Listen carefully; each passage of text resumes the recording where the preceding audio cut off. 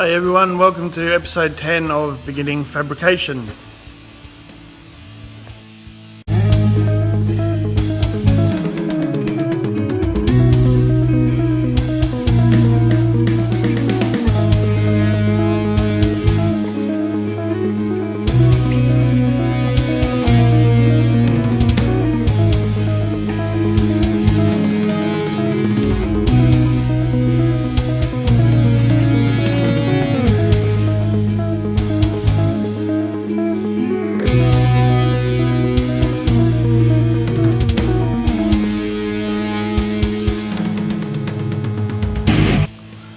Just wanted to say a quick thanks to you guys for watching. Had a few questions. I've tried to answer them as best as I can in private messages and whatnot, so I hope that's been helpful. And also you can ask anything you want in the YouTube comments if you don't mind your question and my answer being public. Also, I've had a couple of people ask me to show certain things, so that's planned for upcoming episodes. So I appreciate the input, because that's kind of the whole point of these little crappy videos, is to help someone out and hopefully, you know, give you guys a leg up as far as getting a bit of confidence and having a go, because that's really all it comes down to, is just being brave enough to make that first cut. Once you start and you learn a few little things, you'll realise that you pick it up pretty fast, and practice and just patience, it's really the key. So I'll keep helping you guys as best as I can for as long as I can, until you ask me to stop because I'm so annoying. Alright, well, I hope you enjoy the episode, and see you around. I can't remember which episode it was. I think maybe episode 4. We made these engine bay sides, and I was talking about speed nuts. For those that don't know, this is what they are. There might be another name for them. I've just always known them as speed nuts. You can see they're a clip with a threaded kind of a flange on the back. So you can pop them onto things like this, which is that little recess we made. That goes in there, and now your guard bolt goes through, and it's got a captive thread, like a captive nut to hold it in place underneath. So that's what speed nuts are. And I guess while we're here, I've been chopping this thing apart a bit and getting the new side into place. This is the old one. You can sort of see the height difference. This one steps up at the back, whereas the one that we've made is flat. And I've just got that held in place temporarily with these Cleco pins. They're just like an expanding rivet, reusable. I've got this little wedge at the back, but we can talk about them another time. So I just thought you might be interested to see how this is coming along.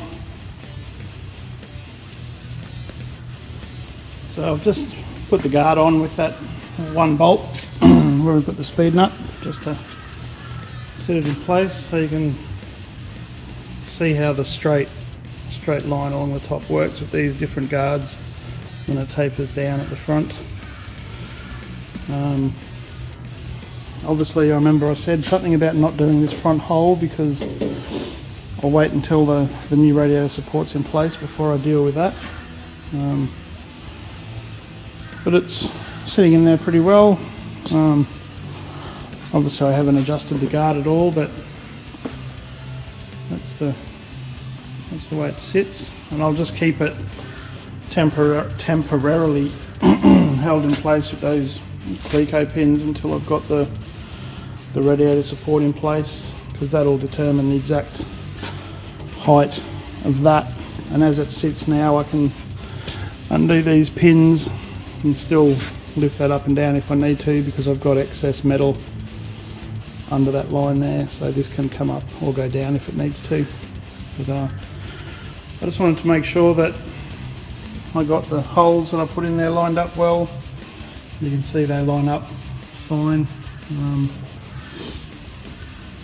and just to make sure that it looked okay, and at that point there lined up on the firewall, which it does pretty well. Yeah, so just keeping up to date with this little project that we started a while ago. Cool. Bye. We're back at this Tirana again. Sorry it's such a bad picture. It's pre-sunrise, so it's quite dark in the shed. What I'm going to look at doing this time is, you can sort of see there's all these lumps and bumps here. That's a big outward bump there. That's a big inwards bump, and the brake line goes through there. So I'm going to remove the brake line and then strip all of this paint off, and then we're going to use just a cheap gas torch to shape this up. So I'll get things prepped up, and I'll be back. When I first started test fitting the side of this engine bay to the Tirana, whichever episode that ends up going on, I mentioned these Cleco pins, which are like a reusable rivet. You can use tech screws to do the same job. These are just a bit easier, and they probably don't hold as well as a tech screw, so you sort of need to make your panels fit better to use these, which I like, whereas tech screws you can kind of cheat, and yeah, I just like using these ones a bit better. So how it works is you get these pliers, and it pushes that silver pin inside, and how they work is on the end of those fingers you can see there's those little bumps, and they slide up and down on that wedge. So as they come back into the body of the Cleco, they actually spread apart. So I'll just see if I can show you on this as it goes through, because the little bumps are off the wedge there at their smallest, but then as they slide backwards, those little bumps widen out, and it actually holds on to the metal. So that's one way that I use to temporarily hold panels in place. I use these quite a lot. I've got a few different size ones. And I've also got these little clamp style ones that are good for clipping onto a seam or something where you don't need to drill a hole. So Clecos, these are just cheap eBay ones. I've got a couple of different brand ones, but these eBay ones they work fine because I'm not rough on them, and they don't need to work hard when the panel fits properly. They're not stressed out at all. But for doing panel repairs and things where you need to test fit things, these are worth their weight in gold, so highly recommended. Just quickly back to this engine bay. Even though I'm going to smooth all this engine bay out, which means all of this is going to get re-skinned over, so all of these lumps and bumps and everything get hidden. The fact that this is all rusty, I'm still going to cut all this out and repair it before I re-skin it, but I'll explain all that at another time. This is mainly just for Tirana people. The battery holder mount, I suppose you'd call it, you can just cut them off and sort of knock this dent out. There's a bit of a rebate there. What I do is I actually just knock that, clean all the paint off everything, tap that in and weld that in So that becomes the part that actually fills the gap. So we might look at doing that too while we're shrinking all of this down. So I've given that a bit of a sand up just with a clean and strip disc. So you can see there's a few little holes here that need filling, as well as that little battery mount thing that I'll weld up. And there's also just a few little dents. Showed up as I was sanding. You can see there's one here, another one down here. It's deep enough that I couldn't even sand the paint out of it. And even these holes where they've been drilled, they're actually quite low. So I'll tap all of them up from back here. Excuse me. The first thing I'll do regarding this big lump is I'm going to knock this out. As you can see that there's plenty of room for this to come out, to be in line. This part here that's really tight, that'll crease up a bit, so that'll need shrinking out, and then all of this here will need shrinking out. So what I might do is just tap the dents out, knock this around a little bit, tap that in, get the majority of the basic hammer work done before I do any heating to shrink it. And this is the little jigger that I'm using. I think it was 50 bucks or something at Trade Tools. The replacement cylinders are 20 bucks, as you can see there. I use this for doing lead wiping and melting out lead and putting lead back in mainly, but it'll get this hot enough that we can shrink this panel. So I'll get some hammer work done and see you in a sec. That's the first little bit of hammering done. I've knocked these dents out that were in here, straightened out where they were drilled, and I started knocking this out. Still looks terrible obviously because I've still got a lot of shrinking to do. You can see there's like a 2-inch round circle there. Well, that's because there's a big washer welded from the factory in there for where the brake line went through, so that just takes a little bit extra smacking. So that can get welded in, and then this can get welded up when it's all shaped up, and these little holes can get welded up. So the next job is to get the heat onto this and start shrinking it down. Sorry I'm so snotty again, it's really chilly this morning.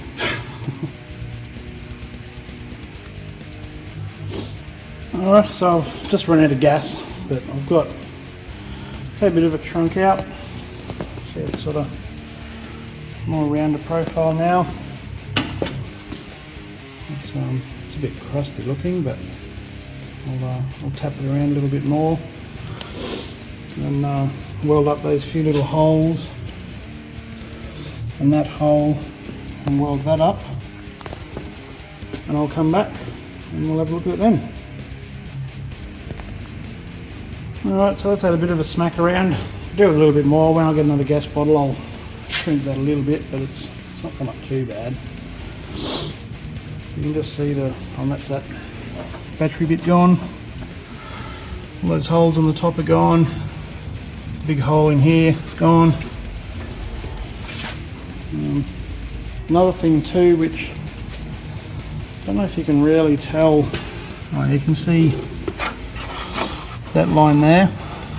So it actually, where this guard comes along, it then steps outwards, creating that annoying little corner that always looks like that. With these new inner guards I've made, they're just straight, they don't step in. So where this used to bend outwards, I've straightened it up so it's all in line all the way down.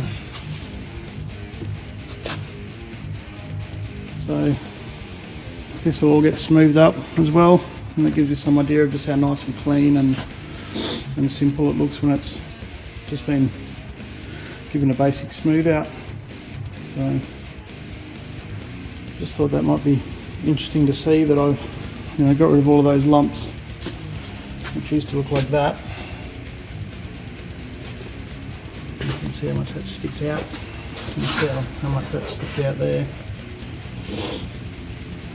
And so we did that without cutting it at all, just using that little benzo burner and a hammer and a dolly. So hope that was interesting to see if you hadn't seen that before. And as I keep going with this job, I'll keep posting up little things that I think might be useful. Alright, cool. Bye. Just thought I'd add this last little bit just for Tirana people, I guess, now that I've unpicked this rusty LX radiator support. You see some pretty poor nick, but here's what it is. So now that's in place, I've tapped a bit of a headlight indent in there into that inner guard. But the main thing I wanted to show was this. So that sort of shows how much longer the LX engine bay is, because on the UC this part leans backwards, whereas on the LX you can see it leans forward. So that's just another one of the things you have to change. If you don't make a whole new inner guard, you've got to change the top of it and the front of it. So it's probably less work, to be honest, to just make a whole new side. So that'll do on this job for now. So I'll see you later. Another little job I've got is fitting one of these cowl scoops that I make onto this Tirana bonnet. So the little tip I thought I might go through is just showing how I trim them to suit the curve of the bonnet. You can see there's a gap at the back and there's another one at the front. So first thing I do is mark. I've just got a few marks because he wants it 4 inches, so I've marked it 100mm just in a couple of spots from the top.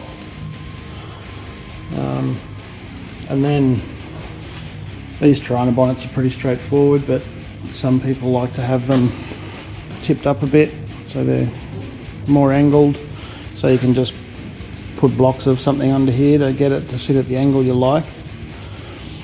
And then once you've got that sorted out, you just need to find some kind of a spacer that'll put your pencil close to your mark,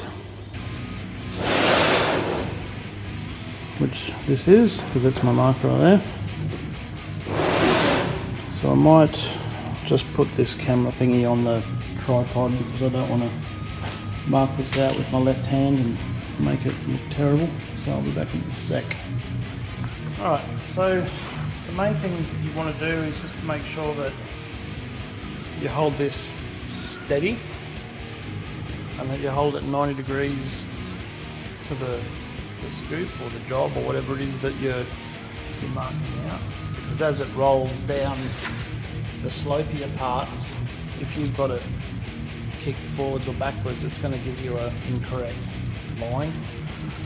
So slide it along.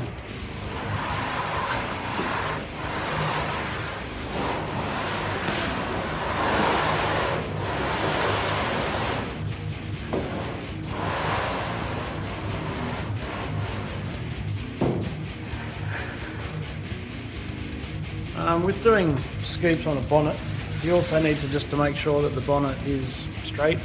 Obviously if there's a big dent in the bonnet, this process won't really work. For a straight bonnet it works well. So I'll do the other side and then I'll trim it up and show you how it looks. This bonnet's also got this damage. It goes under here too, but this is all getting cut out because the scoop covers it.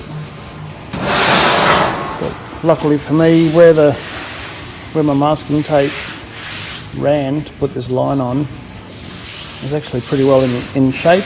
It's just got all these pocks being bashed into it, so I might even look at perhaps making a new piece and just replicate this little radius in the fold in here. So I might, if I do that, I'll film it anyway and just see if it might be something that is interesting enough to put in these boring videos. Alright, I'll trim this up.